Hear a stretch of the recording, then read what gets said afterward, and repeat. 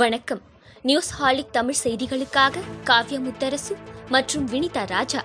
இன்றைய செய்திகள்: தளர்வுகளற்ற ஊரடங்கின் போது செயல்பட அனுமதிக்கப்பட்டுள்ள தொழிற்சாலைகளுக்கான வழிகாட்டு நெறிமுறைகளை தமிழக அரசு வெளியிட்டுள்ளது. அத்தியாவசிய பணிகளுக்கான ஊழியர்களாக இருந்தாலும் இருசக்கர வாகனங்களில் செல்ல அனுமதி இல்லை. பணியாளர்கள், தொழிலாளர்களை 4 சக்கர வாகனங்களில் நிறுவனங்கள், தொழிற்சாலைகள் அழைத்து வர வேண்டும். தொழிற்சாலைகள், நிறுவனங்களுக்கு பேருந்துகள், வேன்கள், டெம்போ, கார்களில் மட்டுமே பணியாளர்கள், தொழிலாளர்கள் செல்ல வேண்டும். பணியாளர்களை அழைத்து வருவதற்கான பேருந்துகள், வேன்கள், டெம்போ கார்களுக்கு பதிவு கட்டாயம். 25ஆம் தேதி முதல் பணியாளர்கள் இருசக்கர வாகனங்களில் பணிக்கு சென்று வர அனுமதி இல்லை என்றும் தெரிவிக்கப்பட்டுள்ளது. தமிழகத்தின் கடல் மீனவ குடும்பங்களுக்கு மீன்பிடி தடைக்கால நிவாரண தொகையாக 5000 ரூபாய் வழங்க முதலமைச்சர் மு.க.ஸ்டாலின் ஆணையிட்டுள்ளார். மீன்பிடி தடைக்காலத்தில் வாழ்வாதாரம் பாதிக்கப்படுவதால் 1,72,200 கடல் மீனவ குடும்பங்களுக்கு நிவாரண தொகை தலா 5000 ரூபாய் வழங்க 86 கோடி ரூபாய் நிதி ஒப்பளிப்பு வழங்கி அரசாணை பிறப்பித்துள்ளது. மீன்பிடி தடைக்கால நிவாரண தொகை மீனவர்களின் வங்கி கணக்குகளில் நேரடியாக வரவு வைக்கப்படும் என்றும் தெரிவிக்கப்பட்டுள்ளது. டெல்லியில் முழு ஊரடங்கை மே 31ஆம் தேதி வரை நீட்டித்து அம்மாநில முதலமைச்சர் அரவிந்த் கெஜ்ரிவால் உத்தரவிட்டுள்ளார். ஊரடங்குக்கு மக்கள் ஒத்துழைப்பு அளிப்பதால் கொரோனா பரவலை கட்டுக்குள் கொண்டு வந்திருப்பதாகவும் முதலமைச்சர் அரவிந்த் கெஜ்ரிவால் தெரிவித்துள்ளார். தமிழகத்தில் முழு ஊரடங்கு காலத்தில் 4380 வாகனங்கள் மூலம் பொதுமக்களுக்கு வீடு வீடாக சென்று காய்கறிகள், பழங்கள் விற்பனை செய்ய வேளாண் துறை நடவடிக்கை எடுத்துள்ளது. தேவையான காய்கறிகள், பழங்கள் அருகில் உள்ள விவசாயிகளிடம் இருந்து நேரடியாக கொள்முதல் செய்யப்படும் என குறிப்பிட்டுள்ளது. தமிழகம் முழுவதும் 18,527 டன் கொள்ளளவுள்ள 194 குளிர்பதன கிடங்குகள் உள்ளதாகவும் அவற்றில் 3000 டன் விளைபொருட்கள் மட்டுமே சேமிக்கப்பட்டுள்ளதாகவும் மீதமுள்ள 15,527 டன் விளைபொருட்களை சேமித்து வைக்கலாம் என்றும் குறிப்பிட்டுள்ளது. இந்தியாவில் இதுவரை 19,49,00,000 பேருக்கு தடுப்பூசி போடப்பட்டதாக மத்திய சுகாதார அமைச்சகம் தெரிவித்துள்ளது. இதில் 18 வயது முதல் 44 வயதுக்குட்பட்டோர் 1 கோடி பேருக்கு தடுப்பூசி போடப்பட்டுள்ளது. 37 மாநிலங்கள் மற்றும் யூனியன் பிரதேசங்களில் தடுப்பூசி திட்டம் முழு வீச்சுடன் செயல்பட்டு வருகிறது. 60 வயதிற்கு மேற்பட்டோர் முன்கள பணியாளர்கள் என வகைமைப்படுத்தி முன்னிலை அளிக்கப்பட்டு வருகிறது. நேற்று ஒரே நாளில் 15 லட்சத்துக்கும் அதிகமானோர் தடுப்பூசி போட்டுக் கொண்டனர்.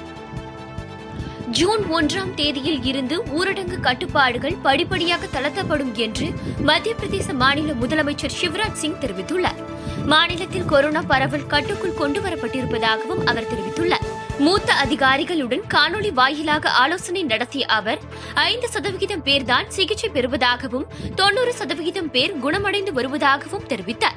தற்போது மத்திய பிரதேச அரசு குடும்பத்திற்கு மாதம் 5000 ரூபாயும் இலவச ரேஷன் பொருட்களும், பெற்றோரை இழந்த குழந்தைகளுக்கு இலவச கல்வியும் அளிக்கிறது. இந்தியாவின் கொரோனா நிலைமை குறைந்த மற்றும் நடுத்தர வருவாய் கொண்ட நாடுகளுக்கு ஒரு எச்சரிக்கை என சர்வதேச நிதியம் தெரிவித்துள்ளது.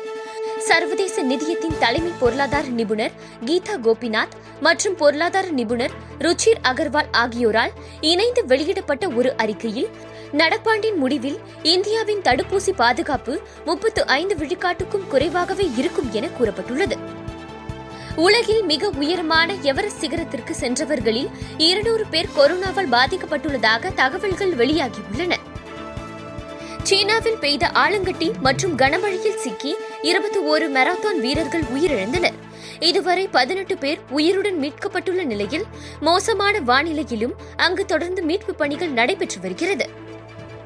மீன்பிடிக்க சென்ற கடலில் காணாமல் போன 16 மீனவர்களை மீட்க நடவடிக்கை எடுக்க கோரி பாதுகாப்புத்துறை அமைச்சர் ராஜ்நாத் சிங்கிற்கு முதலமைச்சர் மு.க.ஸ்டாலின் கடிதம் எழுதியுள்ளார். அதில் கன்னியாகுமரி மற்றும் வங்கதேசத்திலிருந்து கேரள கடல் பகுதியில் மீன்பிடிப்பதற்காக சென்ற 16 மீனவர்கள் டவுதே புயலுக்கு பின் காணாமல் போனதாக குறிப்பிட்டுள்ளார்.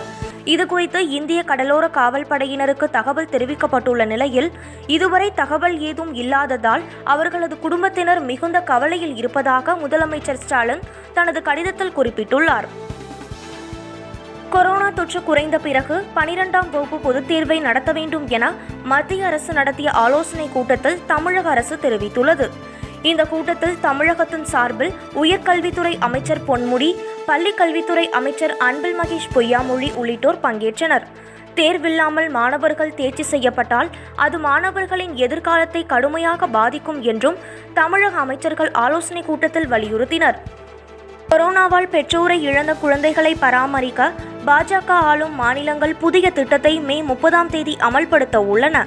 பிரதமர் மோடி தலைமையிலான தேசிய ஜனநாயக கூட்டணி அரசின் 7ஆம் ஆண்டு நிறைவு விழா இம்மாதம் 30ஆம் தேதி கொண்டாடப்படுகிறது. இந்நிலையில் அனைத்து பாஜக ஆளும் மாநிலங்களுக்கும் அக்கட்சியின் தலைவர் JP நட்டா கடிதம் எழுதியுள்ளார். கொரோனாவால் பெற்றோரை பறிகொடுத்த குழந்தைகளுக்கான நல்வாழ்வு திட்டத்தை அமல்படுத்துமாறு அவர் கோரியுள்ளார். விரைவில் இந்த நலத்திட்டத்திற்கான வழிகாட்டுதல்கள் வெளியிடப்படும் என்றும் JP நட்டா தெரிவித்துள்ளார். முதலமைச்சரின் கொரோனா நிவாரண நிதிக்கு இதுவரை 181 கோடி ரூபாய் வந்துள்ளதாக தகவல் வெளியாகியுள்ளது. இதில் கொரோனா பரிசோதனைக்கான RT-PCR கிட்டுகள் வாங்க 50 கோடி ரூபாய் ஒதுக்கீடு செய்யப்பட்டுள்ளதாக தெரியவந்துள்ளது. மீதமுள்ள IPL போட்டிகளை செப்டம்பர் மற்றும் அக்டோபர் மாதங்களில் ஐக்கிய அரபு அமீரகத்தில் நடத்த BCCI திட்டமிட்டுள்ளதாக தகவல் வெளியாகியுள்ளது. மீதமுள்ள 31 போட்டிகளை ஐக்கிய அரபு அமீரகத்தில் நடத்த BCCI திட்டமிட்டுள்ளது. இந்திய அணிக்கு செப்டம்பர் 14ஆம் தேதி வரை டெஸ்ட் தொடர் உள்ளதாலும் அக்டோபர் கடைசியில் T20 உலகக்கோப்பை தொடங்கிவிடும் என்பதாலும் செப்டம்பர் மாத பாதியில் தொடங்கி அக்டோபர் பாதிக்குள் IPL தொடரை நடத்தி முடிக்க BCCI திட்டமிட்டுள்ளதாக கூறப்படுகிறது. கன்னியாகுமரி, நீலகிரி, தேனி, திண்டுக்கல் ஆகிய 4 மாவட்டங்களில் அடுத்த 24 மணி நேரத்திற்கு கனமழை பெய்ய வாய்ப்புள்ளதாக சென்னை வானிலை ஆய்வு மையம் தெரிவித்துள்ளது. இந்தியாவும் ரஷ்யாவும் கூட்டாக சுமார் 85 கோடி தடுப்பூசிகளை அடுத்த ஆண்டு மார்ச் மாதத்திற்குள் உற்பத்தி செய்ய திட்டமிட்டுள்ளதாக புட்டின் அரசு அறிவித்துள்ளது. இதில் 60% மேல் இந்தியாவிலேயே உற்பத்தி செய்யப்படும் என்றும் தெரிவிக்கப்பட்டுள்ளது. இது தொடர்பாக செயின்ட் பீட்டர்ஸ்பர்க்கில் செய்தியாளர்களிடம் பேசிய ரஷ்யாவுக்கான இந்திய தூதர் வெங்கடேஷ் வர்மா, சிங்கிள் டோஸ் தடுப்பூசியான ஸ்புட்னிக் லைட்டிற்கு இந்திய அரசு முறைப்படி அனுமதி வழங்கும் போதுதான் அதன் உற்பத்திக்கான கூட்டு முயற்சிகள் தொடங்கும் என்று தெரிவித்துள்ளார். தூத்துக்குடி ஸ்டெர்லைட் ஆலையில் தினமும் 35 மெட்ரிக் டன் ஆக்சிஜன் உற்பத்தி செய்ய முடிவு செய்யப்பட்டுள்ளது. கூலர் இயந்திரத்தில் ஏற்பட்ட கோளாறு சீர் செய்யப்பட்டு கடந்த ஒரு நாளில் ஸ்டெர்லைட் ஆலையில் இருந்து 33.4 மெட்ரிக் டன் ஆக்சிஜன் தயாரிக்கப்பட்டு தூத்துக்குடி, கன்னியாகுமரி மாவட்ட மருத்துவமனைகள் மற்றும் தனியார் கேஸ் நிறுவனங்களின் மருத்துவ பயன்பாட்டுக்கு வழங்கப்பட்டது. இந்த நிலையில் ஸ்டெர்லைட் ஆலையின் முழு கொள்ளளவான 35 மெட்ரிக் டன் ஆக்சிஜன் உற்பத்தி செய்ய முடிவு செய்யப்பட்டுள்ளதாக தெரிவிக்கப்பட்டுள்ளது.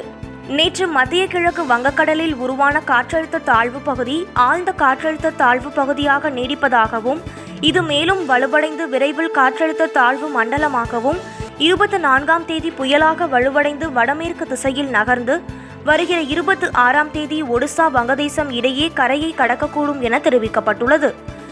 இத்துடன் இந்த செய்தி தொகுப்பு நிறைவடைந்தது. நன்றி, வணக்கம்.